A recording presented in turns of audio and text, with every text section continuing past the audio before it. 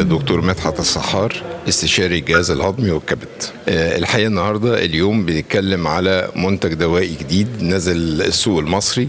المنتج ده عبارة عن مجموعة فيتامينات مالتي فيتامينز. احنا عندنا في العيادات الخارجية لما بنقابل مرضى كتير بيبقوا محتاجين نوع معين من الفيتامينات علشان تعوض النقص بتاعهم. النهاردة انا كانت مشاركتي على المرضى اللي عندهم التهاب في البنكرياس وعندهم نقص في الافرازات بتاعة البنكرياس. ده بيتسبب في عسر هضم، بيسبب ان بيحصل اسهال شديد والم في البطن وغازات، وده بينتج عنه نقص فيتامينات كتير، وده بيتسبب ان المرضى دول يعانون من اشياء اخرى. فكان العرض النهارده ازاي ممكن نتجنب كده، التشخيص يبقى ازاي، الطبيب يقدر يعرف اذا كان فعلا في نقص في افراز البنكرياس ولا لا، وازاي يقدر يعوضه عن طريق الفيتامينات اللي موجوده في المنتج الجديد اللي موجود، بالذات ان هو بيتميز بكميه الفيتامينز اللي موجوده فيه، انها تحتوي على تركيزات تسمح بمساعدة المرضى دول.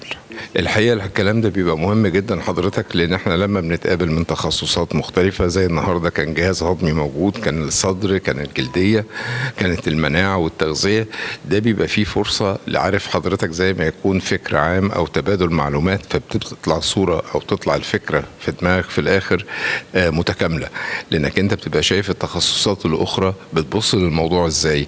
لان دايما المريض احنا لما بنيجي بنتعامل معاه دايما كوحدة واحدة. فالحقيقة المنتج بتاع النهاردة كفيتامينات عامة بتركيزاتها اللي موجودة فيه ليها دور معنا كلنا في كده.